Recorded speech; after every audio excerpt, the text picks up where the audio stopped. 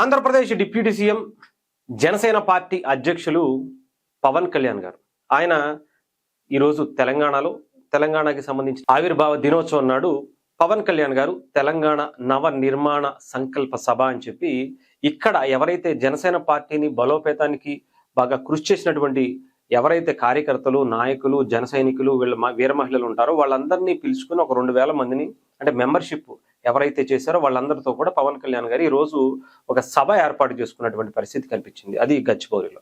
అయితే దీనికి సంబంధించి పర్మిషన్ కోసం దాదాపు ఒక 5-6 రోజుల క్రితమే హైదరాబాద్ పోలీసులకి ఆయన పర్మిషన్ కోసం అప్లై చేసినటువంటి పరిస్థితి కనిపించింది. అయితే అంతా అందరికీ తెలిసిందే, ఇంకా సజావుగా సాగుతుంది. ఈ రోజు మీటింగ్ కూడా జరుగుతుంది. ఎందుకంటే రీసెంట్ గా కొంత వివాదం అయితే జరిగినటువంటి పరిస్థితి తెలిసింది అందరికీ. అయితే ఈ వివాదాల మధ్య నిజంగానే పవన్ కళ్యాణ్ గారు ఏం మాట్లాడబోతున్నారు, ఈ తెలంగాణకి సంబంధించి జనసేన పార్టీకి సంబంధించినటువంటి ఈ రోజు ఈ సభ ఎలా ఉండబోతుంది అనుకున్నట్టుగానే నిన్న సాయంత్రం 5 గంటల తర్వాత కోర్టుకు ఇప్పుడు హాలిడేస్ ఉన్నాయి. ఈవినింగ్ అంటే ఏదైతే స్పెషల్ బెంచ్ ఉంటుందో ఆ బెంచ్ కూడా ఆ టైం కూడా అయిపోయిన తర్వాత పోలీసులు లెటర్ రిలీజ్ చేశారు, మేము పర్మిషన్ ఇవ్వటం లేదు అని.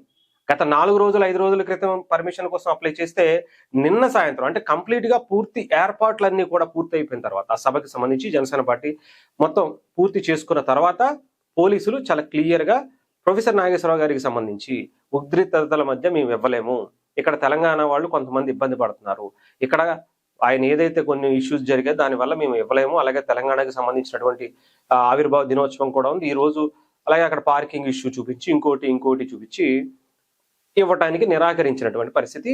అయినా హైకోర్టుకి వెళ్ళాలనేటువంటి యోచనలో తెలంగాణ జనసేన పార్టీ ఉంది, వాళ్ళు కూడా అప్రోచ్ అయ్యారు. బట్ ఈ నిన్న టైం అయిపోవడంతో ఈ రోజు అది బెంచ్ ముందుకు వచ్చేటువంటి అవకాశాలు ఉన్నాయి.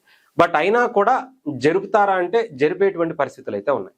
అంత స్థాయిలో కాకపోయినా వాళ్ళకు ఉన్నంత స్థాయిలో వచ్చినటువంటి నాయకులతో అక్కడ సభ జరిపేటువంటి అవకాశాలు కూడా ఉన్నాయి. ఎందుకంటే లిమిటెడ్ గా దానికోసం ప్రత్యేకంగా ఏం పర్మిషన్స్ తీసుకోవసరం లేదంటే వాళ్ళు ఒక నార్మల్ గానే పెట్టుకున్నటువంటి మీటింగ్ గా కూడా అనుకోవచ్చు.